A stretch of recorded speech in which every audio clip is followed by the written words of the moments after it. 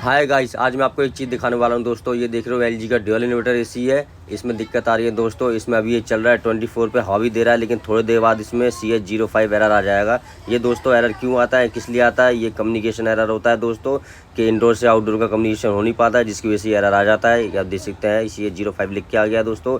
इसमें क्या दिक्कत है दोस्तों? इसमें दिक्कत ये होती है कि जो इंडोर से आउटडोर में वायर गई होती है वो कट पिट जाती है, या चूहे वगैरह काट देते हैं, जल जाती, तो आता है। अगर ये सही है तो समझ जाओ पीसी फॉल्ट है, पीसीबी रिपेयर करानी पड़ेगी दोस्तों, और कोई दूसरा ऑप्शन नहीं है।